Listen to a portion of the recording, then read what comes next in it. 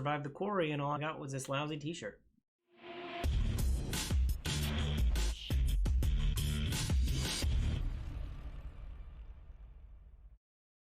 What up, viewers? What up? What up? Calc Soups here, and welcome to the Friend Zone, a monthly video game show where I discuss the latest games with my friends. We worked our way through the latest Supermassive game, the Quarry. We passed the controller around and had a good time. Today we will be discussing kind of what we were expecting and how would you describe it. Very similar to previous Supermassive games. We'll work through any of the other previous Supermassive games that we've played through. We'll talk a little bit about the marketing. These games typically have a lot of star power attached to them. We'll talk about characters and our favorite and least favorite characters. We'll work through our narrative and what kind of choices we made along the way. We'll talk about the gameplay and passing the controller around and what we thought of all that. We'll talk about the length of the game. We'll see if we can rank this in the pantheon of other Supermassive games, and then we'll end up with our final thoughts. But without further ado, let's jump in and introduce the friends of the Friend Zone. Hello, friends. Hello. Oh, Hello. First up, we got Brian. hello, it's me, Brian, the big dog, running wild. The big dog. We got Patrick. Hi. I'm like way too hot for this. Agreed. We've got Steven. Hi, I'm Steven, and I failed everything I did. And we got Pamela. Hey everyone, how's it going? I'm the artistic broody type, I guess. Nice. Well, cool. We've got all the stereotypes here. So it should be pretty quick, but I always like to start these off with kind of what we were expecting and how we would describe the game. This is the fifth or sixth Supermassive game, kind of in the same vein. So we kind of knew what we were getting ourselves into. But for anybody who hasn't played a Supermassive game, what's a Supermassive game? Are you asking us? Yeah. It's It's basically an like interactive movie. an interactive movie, exactly. Yeah. Typically in the vein of like a slasher movie, right? Typically, Or some just sort of the, spookums. yeah, some sort of like horror genre. They've all kind of played off of different points of the genre. This one is more of like the slasher, versus Yes. like Say a it's a suspenseful horror.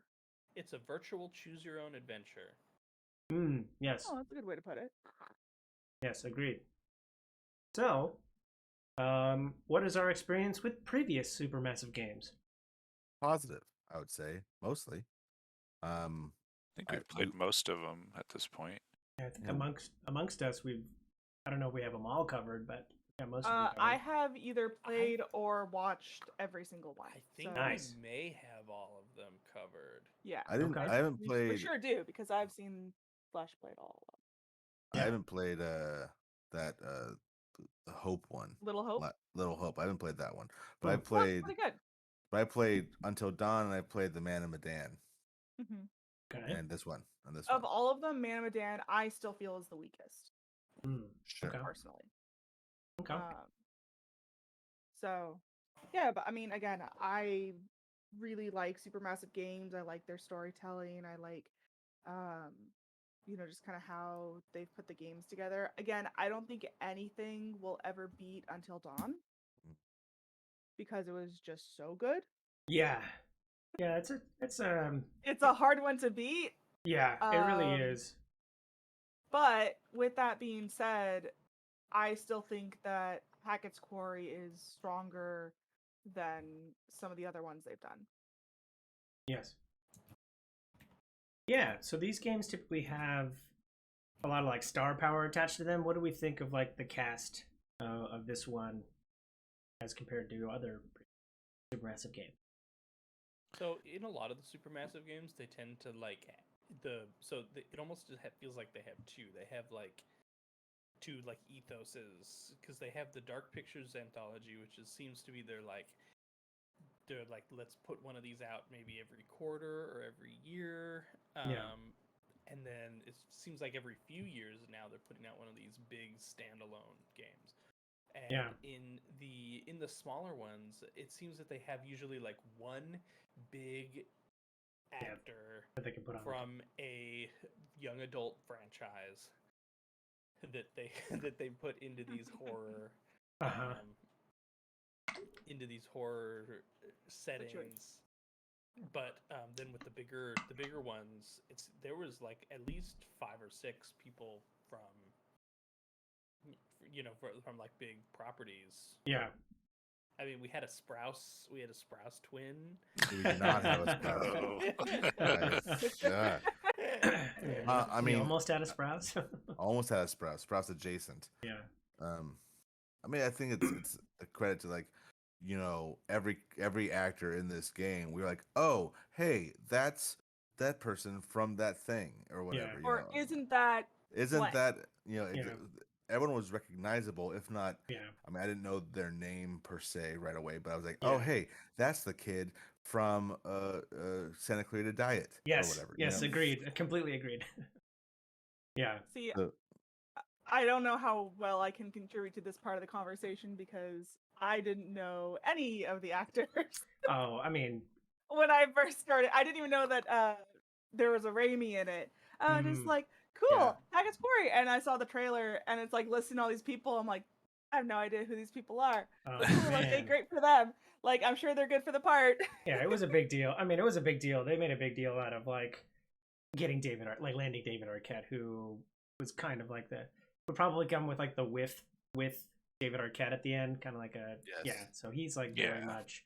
He was the big. Well, he's like name. horror royalty Yeah. at this point. so. Agreed. Yeah, and then yeah, I didn't even recognize. I mean, in the character select, like I went in knowing that Ariel Winter was in the game, and went into character select and like didn't recognize her, so I chose a different character. But yeah, you just get like a bunch of those actors. You're like, oh yeah, that person from yeah.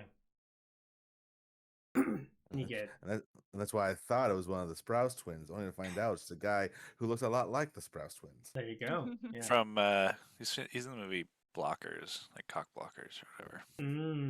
I think he's also like Tim He's very Robbins' funny. son or something. Yes, Oh he's very funny. yeah. Oh yeah, he was great. Wait, Tim Robbins is in I Think You Should Leave. Tim Robbins or No, that's Tim Robinson. Tim Robbins is Oh. the acclaimed actor. I Bull can't think- Durham, Bull Durham, Yeah, Shawshank. Exactly. Oh, okay. Married to Susan Sarandon. Yeah. I think. Yes. No, I think like with other ones, I think the star power was high on this one. Yes. Yeah, I And- think so. Maybe Yeah. the other one that I think is maybe a little higher is Until Dawn. I mean, Until if you Dawn, consider- yeah, with like Hayden Panettiere and yeah, I Rami actually knew Malek, those, yeah. I actually knew those two Yeah. actors. I'm like, oh, that's the girl from Heroes. Yeah. Like, The cheerleader. that's Mr. Robot. yes, yeah, yeah. Although he must have done Until Dawn like before, because it came Yeah. out and then like I I think, think that they got lucky in terms of like him being him a popping star off, after. him being a big star, yeah. or Well, they like, recorded it after, and then they released the Mr. Robot. I remember knowing who he was when we played Until Dawn. Yeah. But but also he was not like a star yet. he hadn't done Bohemian Rhapsody yet. Sure. Oh, definitely not. Yeah. Yeah. Well, speaking of the characters, the actors and the characters they play, did we have any favorite or least favorite characters? Oh man. I started to really get annoyed with Justice Smith's character. Oh yeah. towards the 'cause Ryan. Ryan. I think it was Yes. Ryan. Yeah. Because first of all, like, I don't know if it was a mocap thing or a performance thing, but he looked like he was just a wet pile of napkins like the Yes. entire time. And just like he just like you speak all of his lines really monotone and like low, and it's just like not a Like, dynamic. Justice Smith, are performance. you there? Is that you? Did he crash the stream? Yeah, I don't think it's very nice of you guys to Yeah, be talking. I wonder.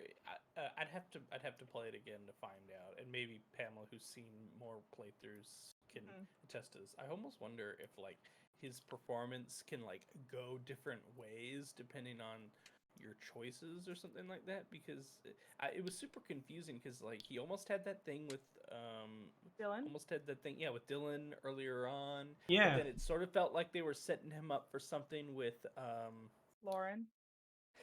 yeah, Bruh. with the girl, with the one-eyed girl later on, and it was kind of like, okay, what? I just got a little confused by his arc, and I almost wonder if like depending on if you made more clear choices one direction or the other, if the performance would make more sense, or you know what I mean? So the monotone of it doesn't ever change. Oh, okay, Interesting. never mind then. That part of the performance doesn't change, and they kind of play Ryan as more bi, because there is a lot between the two of them, or between him and like both Dylan and Lauren. Mm-hmm. So it's really unclear as to like, okay, well, like I'm building this relationship with Dylan, and then Lauren comes into the picture, and then like because So Dylan forced. yeah, It really, it was, it's really forced. yeah, And it's like, well, we know Lauren's already has her motivations with Max, yeah, so like she wouldn't want to like be flirty or anything, because she's like, well, I have a boyfriend, and what the fuck, like. Yeah. So yeah, it felt like a enemies to lovers type of forced, line in there, yeah. and I did not like that personally. It's like we know Justice Smith can act. Like we saw him in Detective Pikachu, and we've seen him in like the Jurassic World movies. Like we know that he can amp it up, but for some reason, the choices of this performance were just like Super muted. he super muted. He'd always like poo poo someone, whatever they would say, but it's going like yo whatever or something like that. And like there's also that weird kind of tension with like he'd be super cagey about talking about Mr. Hackett, like David Arquette Yeah. and stuff, and you're like, what's going on there? But You know, I do agree that at a certain point it got kind of annoying, but I actually think he played it really well because he felt like the only real person, maybe an annoying real person, but Mm. I don't know. Yeah, he wasn't he wasn't necessarily a caricature. I do think there was like I do think there was a little bit of like he had like two different, I don't know, like he was like two different characters mashed into one, where it was like, I mean, I guess a person who is a wet blanket can be a wet blanket and also be super into like the ghost stories and like have the history and like be buddy with the like leader of the camp. But like it almost kind of feels like like you want the like uber nerd. I don't know. I would think that you would want the uber nerd to be like his own character, and then the person just like poo-pooing and like trying to be realistic as a different character. Maybe well, they kind of like tried to play off of the stereotypes, because Dylan, we find out later, is incredibly intelligent. Yes. He just hides it. Yes. And I think they could have played that up a little bit more. Just in like the, he'll say something and people go like, wait, what? Like weren't expecting it from him, and it's like, oh, well, whatever. Yeah. No, I really liked Dylan's character. Yeah. So I think that they were trying to play with like breaking the stereotypes a little bit. But at the same time, like, I don't know, I feel like Ryan's character, it's like he's listening to like all these like, spooky podcasts and stuff, and it's like you think he'd be a little more accepting of like weird shit going on. It's just like, no. Yeah, no, like that's not a thing. Wouldn't the person who's like super into the podcast also not be the skeptic? we learned that the guy on the podcast is the biggest skeptic of them all. Yeah, that's why he's doing this podcast. Oh my Why is he God. doing that podcast in the first place? Yes. I mean, it would make a little sense to like have a, I want to believe Mulder kind of character, but like, but that's not what the podcast guy was. He was just like, why am I doing a podcast with a bunch, like, this is all bullshit. Yeah. I mean, we got to talk about our favorite character, the big dog. Big dog. Arr, arr, arr. Yeah, it's not my favorite character. He's too much,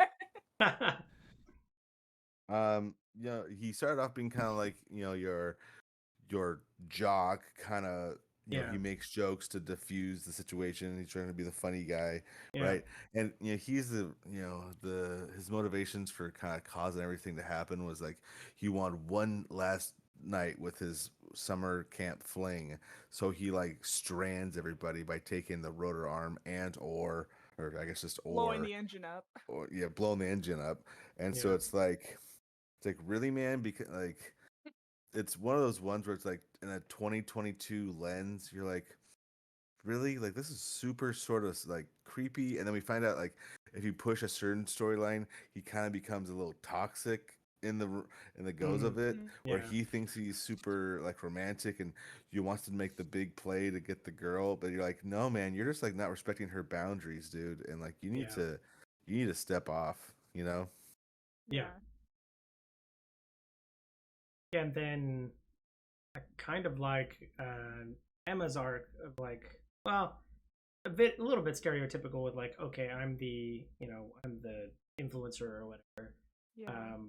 But there was, I kind of forget her turn at the end where it was like, she feels a little. I mean, I guess it was very stereotypical. It's like, oh, I feel a little lonely, and I'm doing it just to make people laugh, or laugh at how dumb I am, or something like that. So I guess that was just mostly stereotypical. I kind of like voicing it at the end. Yeah. But again, like it felt like kind of shoehorned in there a little Mm. bit. Because it's like, well, we don't really have anything left to do with Abby Yeah. or Emma, so well, let's give them this scene. Yeah. Put them in the I basement. feel- Yeah. I feel like the pacing and what character it switched to when was super duper uneven. Yeah. Yeah. Can I talk? Can I go on a rant for a little bit? Do it. Go Okay, for it. rant away. So I have some big issues with the way that this was structured, especially because we sort of had the protagonist, who was our like main character in Until Dawn. We had Hayden Panettiere's character, who was definitely sort of like the protagonist. Sure. And because she's the only one that can't really die until the end, they sort of like they protected her in that way, so that no matter what, she has a through line all the way through. But in the Quarry, our protagonist, I sort of feel like, is the girl who was in the jail Laura. for Laura. Yeah. Laura was definitely our protagonist in this story, but we get her at in the prologue, and then she disappears for like the entire first act, and then comes back and just like dominates the last Third. the last act. And because of the way that like the game is, I feel like they made it really easy to pass all of the pretty much all of the QuickTime events. Except, of course, shooting the gun. All but one. Exactly, except for the guns. Yes. Like, I think there was maybe 2 or 3 QuickTime events that we failed non-intentionally. Yeah. Yeah. Yeah. And I think that feels a little bit. I don't know if was there a difficulty slider or anything like that? I don't know. Can you make it harder? Because by making it so none of the characters really could die until that one. We only had one character die, and it was the immensely hard shooting the gun moment. Yeah. And so there are a couple of other instances where you can die. So like for Emma, if she cranks the zip line too fast, Max will kill her. There's also an instance where she'll jump for it and miss and die that way. Okay. Abby, if you don't shoot or you miss the shot on Nick, he rips your head off. But I guess those are but those are choices. Those are like story branching moments as opposed to like, sort of like failing a quick time event. But basically what that means is Or like failed quick time event.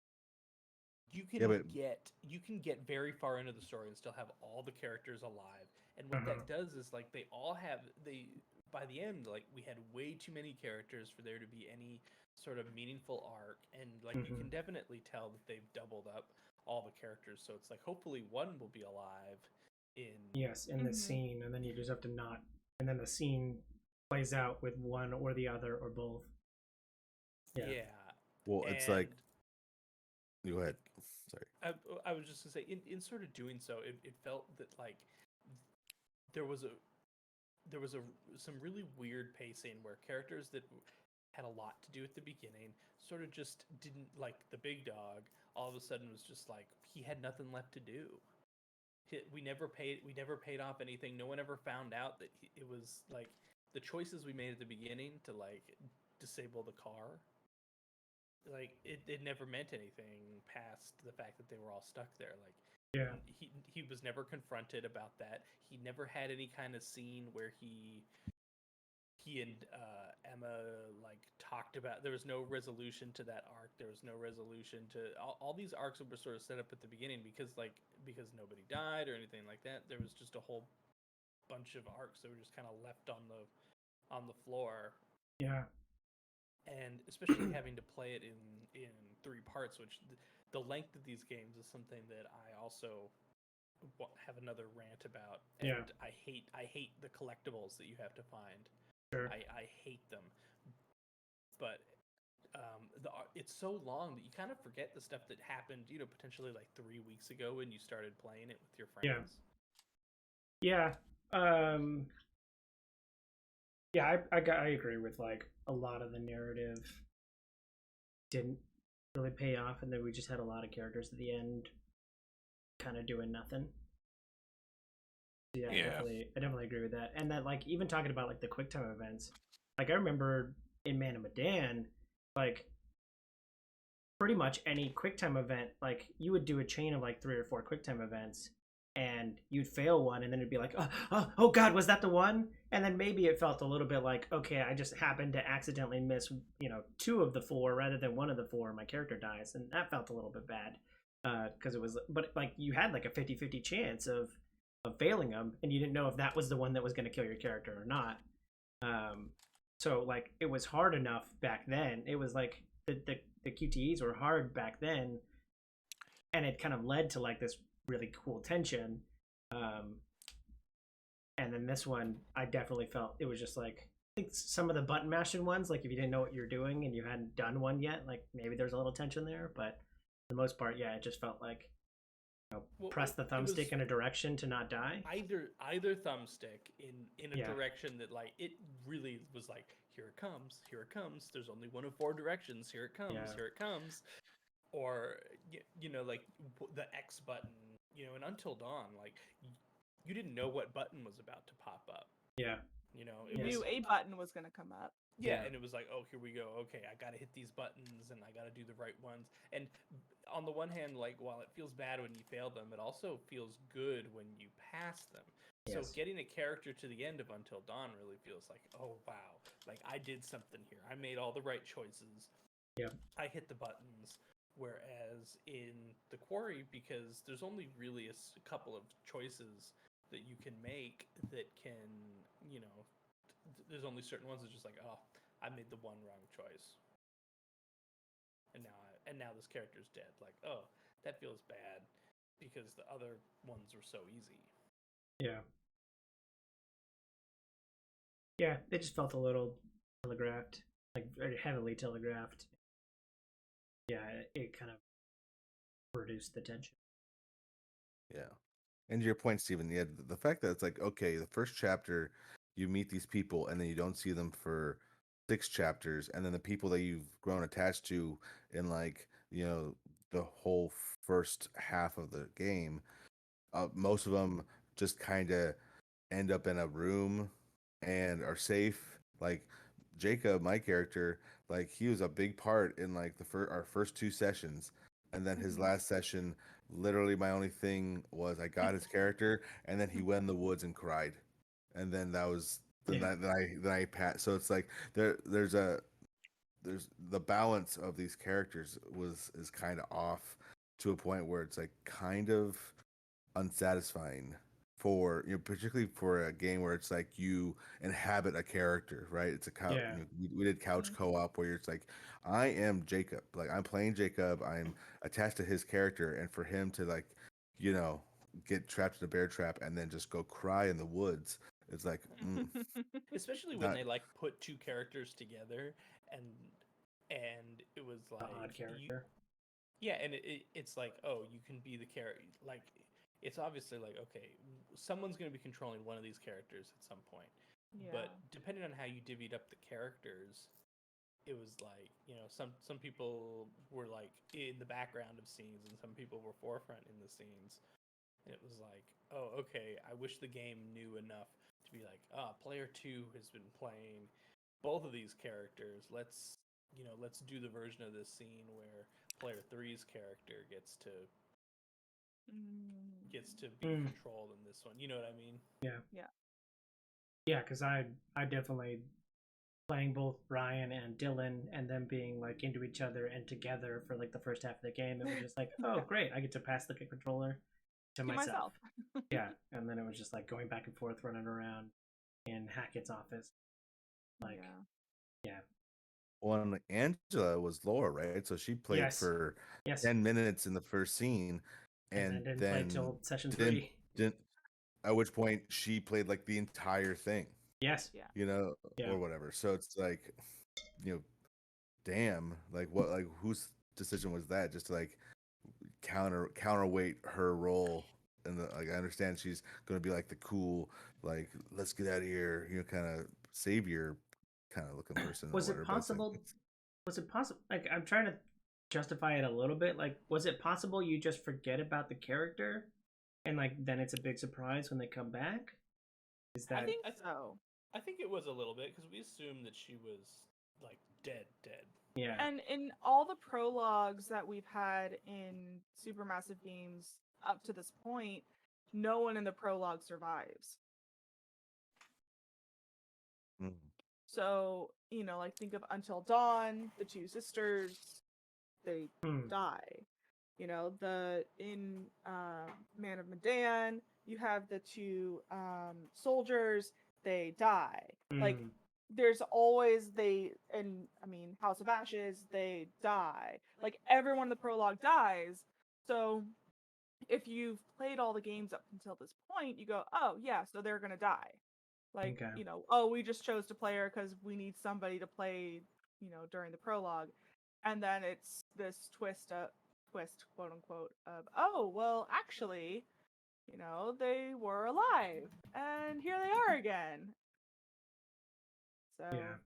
that's the way I take it. Sure. But I do don't agree think it's with a bad Steve. twist. No, it's not a bad twist. But I also agree with Steven of like Laura was kind of set up as the main character, and it's like whether we knew it or not. Yeah. And so then to like have her come in the last quarter, and then like for me, like as Abby, it's like I really didn't play a lot like at all. Sure. In any Yeah. of the parts that we did. Like it was like, okay, like my most memorable actions were in the very first one where I go for a walk and I almost kiss Nick, like Yeah. Yeah.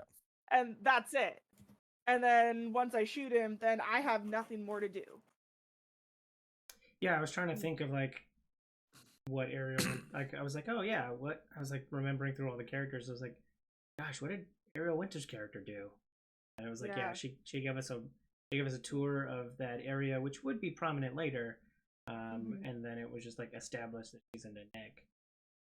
Which like with him turning into a werewolf, like it was that scene was kind of interesting. Yeah. But yeah. Then like after he turns, then she's kind of just not there. Just around. Yeah. And again, I feel like it goes into if you miss that shot, then she'd be dead. So there really isn't anything for her to do anyway. Yeah. I think Yeah. can be a fault of all Supermassive games because I feel Sure. like they all kind of do that a little bit. Yeah, the reason I put like gameplay and choices on here, or just like the gameplay passing the controller, because I just felt like really shitty with Brian's last scene. Just like hand him the Oh, yeah. controller, he watches his character die for his character cry for 5 minutes, and then he passes the controller, and I was just like, this is Big gotta dog. just Yeah. like please just put it in an ending cutscene. Like you don't need to pass someone the controller and then like and For then them to go cry in the woods. yeah. Yeah, that was. I felt bad. So a little bit of a controversial opinion. I think that the Supermassive games are better played by yourself, or maybe with one other person. Yeah. Okay. Yeah, I'm starting to agree. I mean, I enjoy the way we play it because it's more about like watching a bad horror movie and making Yeah. jokes. But yeah, Yeah. I think you're onto something. Yeah, because I think it's much the way that they're structured. It's much more. End up getting a much more interesting experience by yourself because it's more about you making the choices and seeing how those choices play out as opposed to when you have one character that you take ownership of. There's no way to the game is not structured to make those characters have even playtime or even consequences on the plot. Right. Yeah. And and especially like a lot of the choices that were made early on by the big dog ultimately didn't end up paying off. So it's just kind of like, oh, so all I did was for the first half of this game wander around and look for tarot cards that ultimately didn't mean anything. Oh yeah, I wanna talk about those. Okay. So first, I'll disagree with you slightly, and I think this comes to like the next bullet of like length. Like, if I could play this in a single 3, maybe 4 hour session, like we did with Man of Medan, I think that's a perfect opportunity to like get together and then, like you say, watch a horror movie watch a bad horror movie with friends. If it's a 10-hour game and there's no way we're doing that in one session, like, then it becomes a scheduling issue, which is just part of life. Then it becomes a scheduling issue, and like trying to remember, if it takes us a month to get through it, then like, yeah, that's going to make a very different play experience. So hopefully the Dark Pictures, well, I mean, even Little Hope is broke up into 3 3-hour chapters. So it's like I might never see the end of Little Hope because we played the first session in 3 hours, and then it was like, okay, but there's still 2 more acts. Okay, cool. Like I prefer the Man of Medan when we played it in 3 hours, and then you got through it. We rolled credits, and it's like, okay, then we can go. Then each individual can go make their own choice in their playthrough. Especially with like this one of like, okay, what is the kill no one outcome look like? How do I get that? What choices did I make? What butterfly effect choices did I make early that made it impossible to get that? But yeah, if it's too long, then yeah, it's probably a better significant playthrough. Which brings me to the thing that I really hated the most about the Quarry, which was the tarot cards. Because searching for those fucking tarot cards really broke the pacing, killed the mood, and really stretched out the amount of time in that game for something that ultimately didn't really have no effect on the game, because the little tiny thing, the witch yelled at us when we didn't have them, and that felt kind of bad. But otherwise, it just shows us a little like snippet of something that ultimately isn't really useful information. Yeah. Well, I feel like we knew. I feel like there was one moment that it was useful, and it was when we learned that we could save somebody by letting them get bitten. Yeah. But that's the only time I was like, oh, that's a helpful like clue, I guess. But I can't think of another time where it was useful. Yeah, so we had that one, but would it not have been more interesting to organically come across that? Well, and did it justify like the amount of time that we spent feeling like we had to search every room just in case there was like again, I really wish that they did it in the fact where like it's a choice. Do I search for this because if I search too long, I'm going to get caught? Yeah. Or if I Yeah. search too long, I'm not going to have enough time to do this other thing. Like, I wish it was a choice to try to find those instead of just feeling like I gotta wander through all the, our goopy gamer goblin brains Yeah. has to check off all the boxes and Every to corner. find all the chivos, and it really breaks the pacing and the mood of the horror game when midway through these like Chase intense scenes, scenes yeah. of Especially when running from Casey things. sucks at it. Yeah, and I it know. just That is takes just- forever. Taking Yeah. sure. I mean, and then Angela shows them up and like finds a million of them in like Yeah, 2 seconds. It's like, finds- see, thank you. That's how it's done. Yeah. And then you get 4 of them. Like in no other point we either get 1 or 0 for 90% of the game, and then you do get 4 of them, and it's like, great, I'm gonna get a lot of information out of this. No, fuck you, choose one. It was just Choose like, one, yeah. oh god damn it! Like Yeah. I'd worked Well- really hard to like find all these tarot cards, breaking the pace, and then Yeah, and then it gives me 15 minutes of like horror reducing, like by giving me future information. Yeah, I'd rather like the one where it's like, oh, what if we bite him? It was like, if I had come across that organically, I would have had like freaking cosmic brain moment, and like but no, it was like, instead it got telegraphed to us. And, Yeah. and it was like, oh, okay, yeah. That was also our choice. We chose to look at the Yeah. scenes, right? So it's Yeah. like if you don't want to have that happen, then you don't have to look at. But the Oh, fact sure. that it's like they put a lot of weight into the tarot cards because she yells at you every time that you don't get one, Yep. and just kind of like collectibles in general. It's like if I want to, like, if you want me to search around for stuff, like make the stuff like really impactful towards what's going on, rather than going like, oh hey, here's a letter from one of the kids at camp saying that Mr. Hackett's kind of weird at night or something like that. Like that doesn't feel like, add anything. though- I know he's weird at night. He's a werewolf. Spoilers. And so it's Well, like we don't need that. Like it just doesn't add anything. Well, but I think like that was playing into the you need to collect enough collect enough I won't say data information clues to prove your own innocence, right? Yes. Because like I think that was what they were kind of going for, like, But if you didn't find enough clues, then you would be charged with the murder of Kaylee Hackett. But what's the payoff for the clues? Payoff for the clues is during the end credits. That It'll- awful Yeah. podcast is Or- longer. Oh yeah. So Yeah. that's like the last thing I want to do Yep. now is Yeah. to make that abysmal piece of writing longer. Yeah. Yes.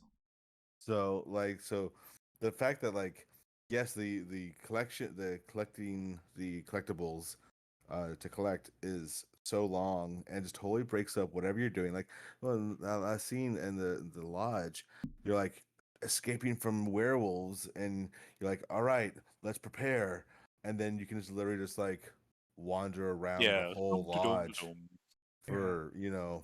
and they're like, are you ready to go? You're like, no, I'm gonna keep searching, and then you go dum ba dum ba dum ba dum ba dum ba dum until you're like, okay, I think I've done everything, and then you can progress the story. What's- So that sucks when you're like sitting there with your friends and you want to continue the story, but you also want to make sure you get all the stuff in case your character's going to die.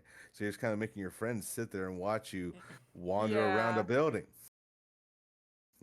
I did appreciate like the first winter chapter and what her name was in the lodge, but I liked them establishing the area. Like those are prominent parts of the game. Like so it was like, okay, I know where the scene's happening because we just wandered through the entire lodge, or I know what we walked around the campground. I know where we can later see. So I at least felt it like fleshed out, or running along the island, running along the freaking like the overhangs. Okay, now I know where we are, and we come back to it later. So that, yeah, I kind of appreciated it for that part, but it definitely was pace breaking.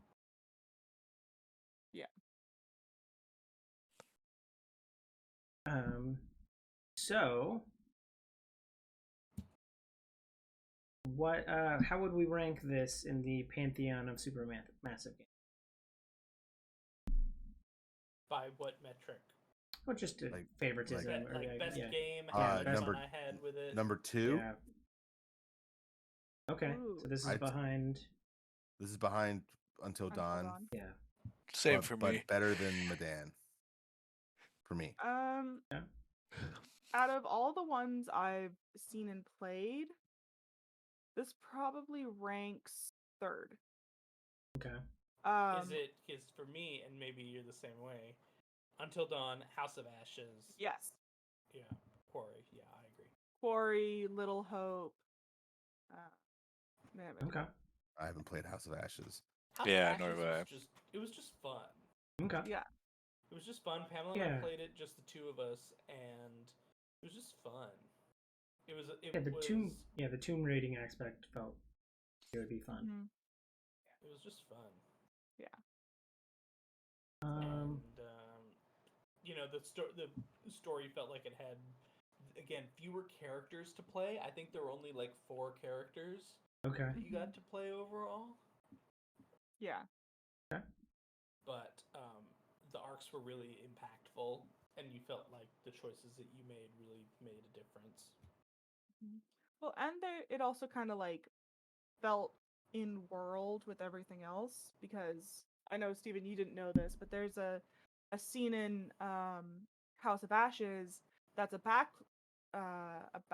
backflash, and it's to a diner that appears in Little Hope and the opening of Little Hope. Okay. And you see the bus from Little Hope leaving as they're pulling in. So it's like, oh, they were in the exact same area. This is the exact same world. It's Okay. not a, Yeah.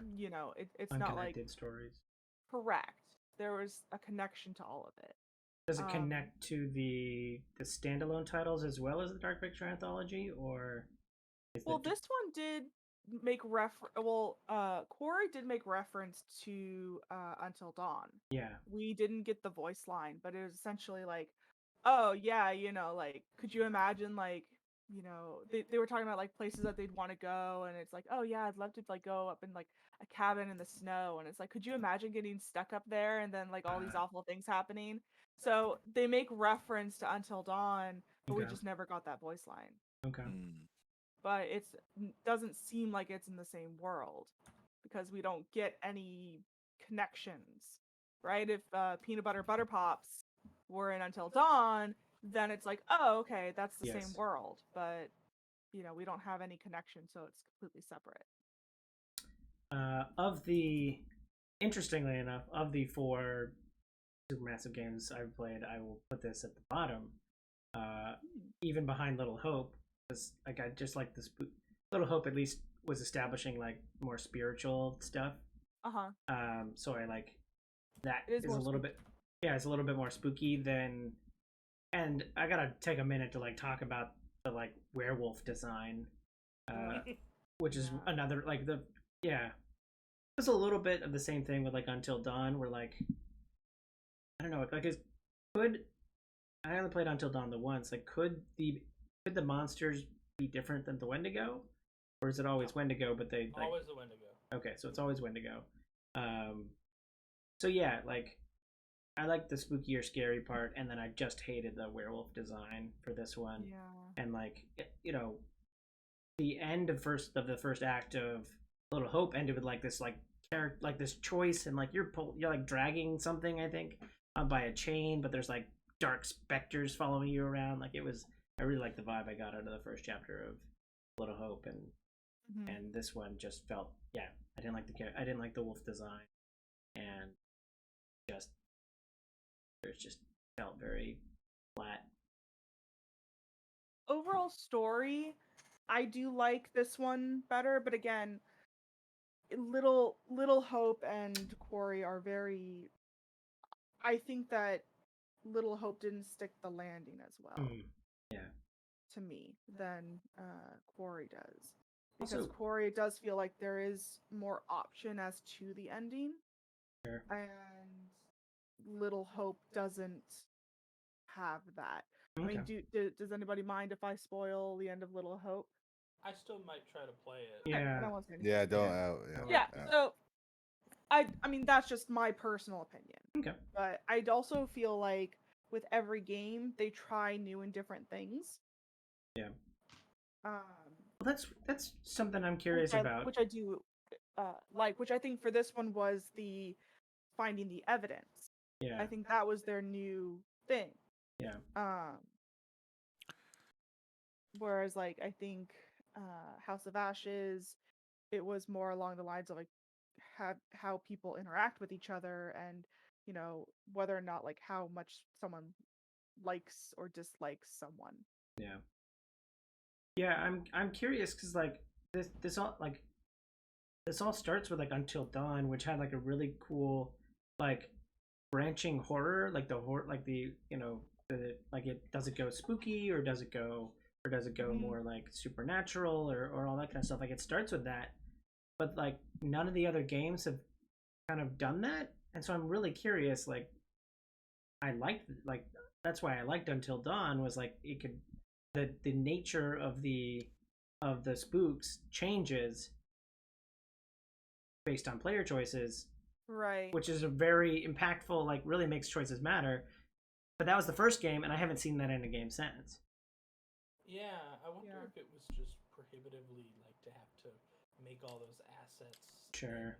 But you're definitely right. Like that was one of the things about Until Dawn. It really felt like your choices mattered because it was like, what are you afraid of?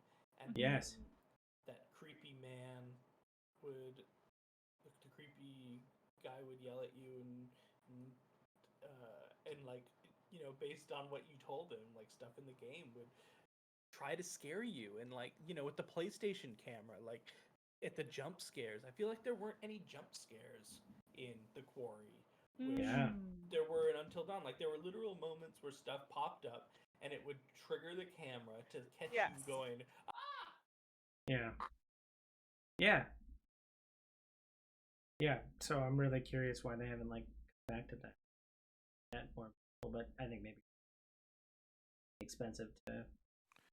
But there's only really like 3 spots in Until Dawn where that Sure. stuff really matters. Yeah. And so it feels like it wouldn't be that difficult to do, but Yeah.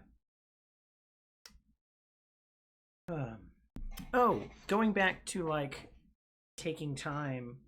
So does they it seemed like they were amping up like Laura inspecting the police station. Like if you took too long inspecting the police station, like something bad would happen. Is that true?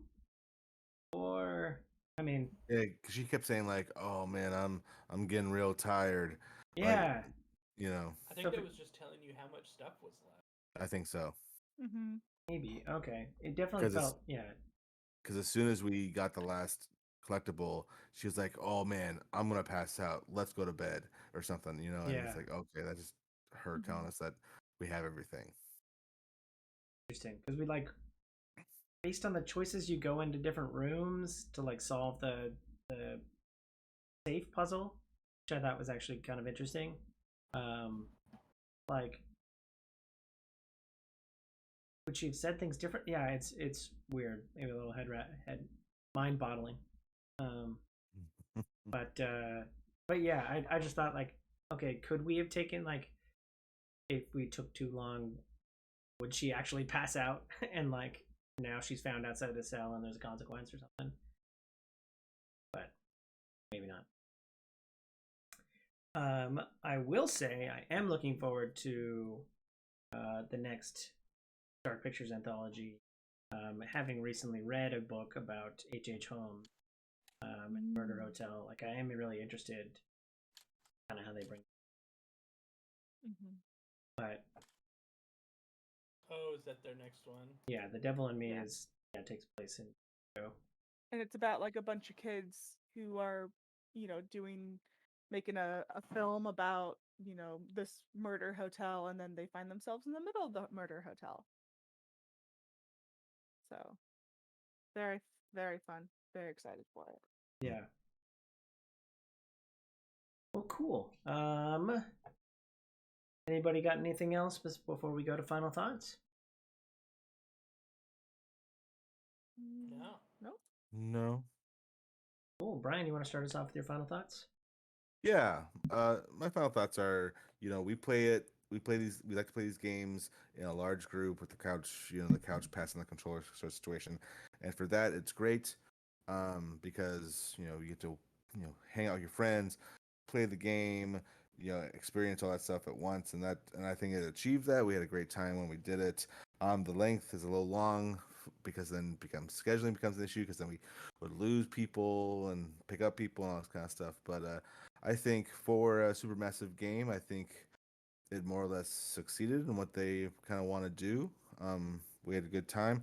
Am kind of was more excited about, the whole, because you start off you think like you're just being hunted by these rednecks, Mm. and I think like it would have been more interesting. Like I would like to see that kind of feel more because you pretty quickly learn that they're actually helping you once you kind of realize that there's werewolf stuff going on. But no, I had a good time. I'm excited for the next one if we decide to do this again. And yeah. Cool. Patrick, final thoughts? It's too long. Mm. But it's fun, and I like the concept. I don't love some of the designs. I don't know. I'd give it a 7 out of 10. Yeah. Cool. If you like these games, I think you'll have fun with this. It's just maybe a few. They tried to experiment with a few things and maybe some missteps there. All right. Steven, final thoughts?